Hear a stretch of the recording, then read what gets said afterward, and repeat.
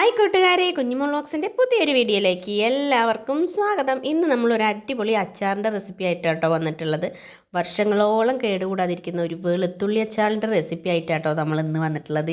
ഈ അച്ചാർ നമുക്ക് ഫ്രിഡ്ജിലൊന്നും വെക്കേണ്ട, പുറത്ത് തന്നെ വെച്ചിട്ട് കുറേ കാലം നമുക്ക് ഉപയോഗിക്കാൻ പറ്റും. ഒട്ടും പൂപ്പൽ വരാത്ത ഒരു രീതിയിലാണ് കേട്ടോ നമ്മൾ ഇന്ന് ഈ അച്ചാർ ഉണ്ടാക്കുന്നത്. അടിപൊളിയാണ്, എല്ലാവർക്കും ഉണ്ടാക്കാൻ പറ്റിയിട്ടുള്ള രീതിയിലാണ് കേട്ടോ നമ്മൾ ഉണ്ടാക്കാൻ പറ്റിയിട്ടുള്ളത്. അപ്പോൾ നമുക്കിത് എങ്ങനെയാണ് ഉണ്ടാക്കണേന്നൊന്ന് കണ്ടു നോക്കിയാലോ. ആദ്യം തന്നെ ഞാൻ വെളുത്തുള്ളി എടുത്തിട്ടുണ്ട്. ഒരു 250 വെളുത്തുള്ളി ഉണ്ട് കേട്ടോ. അപ്പോൾ അത് ഞാൻ നന്നായി കഴുകി വൃത്തിയാക്കിയിട്ട് വന്നിട്ടുണ്ട് കേട്ടോ. തൊലിയൊക്കെ കളഞ്ഞ് വൃത്തിയാക്കി വന്നിട്ടുണ്ട് കേട്ടോ. പെട്ടെന്ന് ഉണ്ടാക്കാൻ പറ്റിയിട്ടുള്ള രീതിയിലാണ് കേട്ടോ നമ്മളിന്ന് ഉണ്ടാക്കുന്നത്. അപ്പോൾ ഒരു പാൻ വെച്ച് കൊടുത്തിട്ടുണ്ട്. പിന്നെ നമ്മൾ ഈ വെളുത്തുള്ളി അച്ചാർ ഉണ്ടാക്കാൻ വേണ്ടിയിട്ട് നമ്മൾ നല്ലെണ്ണയാണ് കേട്ടോ ഉപയോഗിക്കുന്നത്.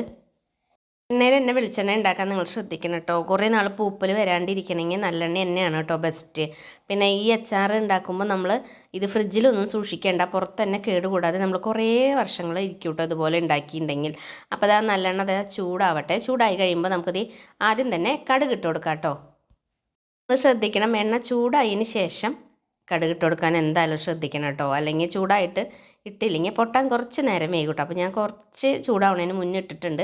അപ്പോൾ നന്നായി പൊട്ടിയിട്ട് കടുക് പൊട്ടി തീരണം കേട്ടോ. അത് കഴിഞ്ഞതിന് ശേഷം കടുക് പൊട്ടി ഒക്കെ കഴിഞ്ഞതിന് ശേഷം കുറച്ച് വെളുത്തുള്ളിയും ഇഞ്ചിയും കൂടിയിട്ട് ജസ്റ്റ് ചെറുതായി അരിഞ്ഞത് ഇട്ട് കൊടുത്തിട്ടുണ്ട് കേട്ടോ.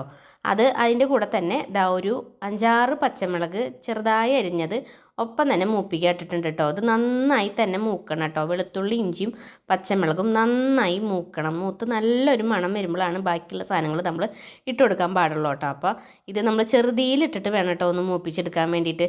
പിന്നെ കുറച്ച് തന്നെ കറിവേപ്പില ഞാൻ ഇട്ട് കൊടുക്കുന്നുണ്ട്, ചെറുതായി അരിഞ്ഞിട്ട് ഇട്ട് കൊടുക്കുന്നുണ്ട് കേട്ടോ. അപ്പോൾ നന്നായി കിളികളിൽ ശബ്ദം വരുന്ന വരെ നമ്മുടെ ഇഞ്ചിയും വെളുത്തുള്ളിയും പച്ചമുളകും നന്നായി മൊരിഞ്ഞ് കിട്ടണം. നല്ലൊരു മണം വരുന്ന വരെ നമുക്ക് അത് ചെറുതീലിട്ടിട്ട് വേണം കേട്ടോ. പ്രത്യേകം നിങ്ങൾ ശ്രദ്ധിക്കണം, തീ കൂട്ടിയിടരുത്, കരിഞ്ഞു പൂട്ട പെട്ടെന്ന്.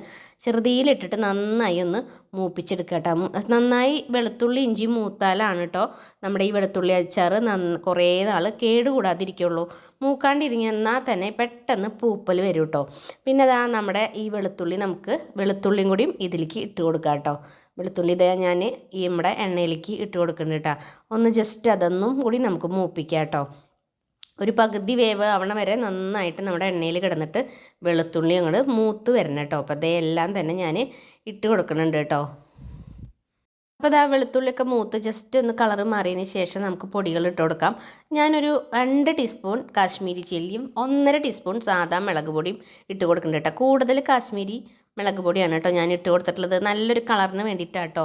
പിന്നെ നല്ലൊരു കൊഴുപ്പ് കിട്ടാൻ വേണ്ടിയിട്ടും നമുക്ക് കാശ്മീരി ചില്ലി ഇട്ട് കൊടുക്കാം കേട്ടോ. അപ്പോൾ ജസ്റ്റ് സെൻറ്ററിലൊന്ന് ഇത് രണ്ടും ഇട്ട് കൊടുക്കുന്നുണ്ട് കേട്ടോ. എന്നിട്ട് ചെറുതിയിൽ തന്നെ ഒന്ന് ജസ്റ്റ് മുളകൊന്ന് മൂത്ത് വരിക കേട്ടോ. നല്ല ടേസ്റ്റുള്ള ഒരു അച്ചാറാണ് കേട്ടോ അത്.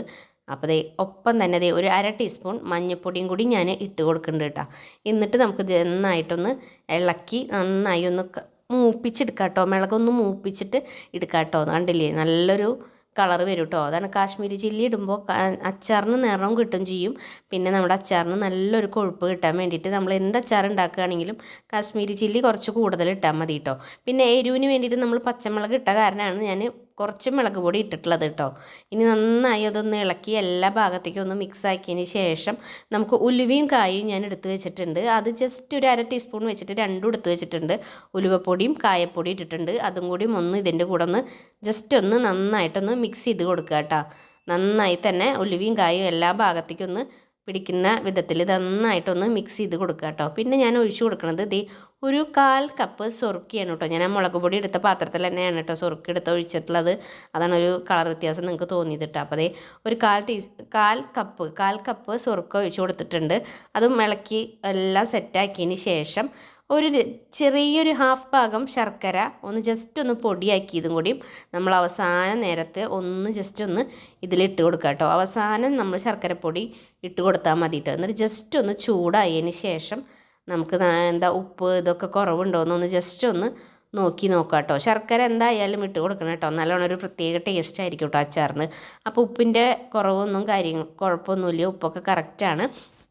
പിന്നെ ഇത് നമ്മൾ കുറേ നാൾ കേടുകൂടാതിരിക്കണമെങ്കിൽ ഇതുപോലത്തെ ചെല്ലി ബോട്ടിൽ അതിലും ഒട്ടും വെള്ളം നനവ് പാടില്ല കേട്ടോ. നനവില്ലാത്ത പാത്രത്തിൽ നമ്മൾ ഇട്ട് കൊടുത്ത് കുറേ നാൾ എടുത്ത് വയ്ക്കുകയാണെങ്കിൽ ഒട്ടും പൂപ്പൽ വരാതെ നല്ലൊരു ഇച്ചോടെ കുറേ നാളിരിക്കും കേട്ടോ. അപ്പോൾ എൻ്റെ വീഡിയോ അതിൻ്റെ ചെയ്യാറായിട്ട് വീഡിയോ നിങ്ങൾക്ക് ഇഷ്ടമായെങ്കിൽ നിങ്ങൾ ലൈക്ക് ചെയ്യാനും സബ്സ്ക്രൈബ് ചെയ്യാനും കമൻറ്റ് ചെയ്യാനും മറ്റുള്ളവർക്കൊന്നും ഷെയർ ചെയ്യാനൊന്നും മറക്കല്ലേ. അപ്പോൾ അടുത്തൊരു ദിവസം നല്ലൊരു വീഡിയോ ആയിട്ട് വരാം. അതുവരേക്കും എൻ്റെ എല്ലാ കൂട്ടുകാർക്കും ടാറ്റ ബൈ ബൈ.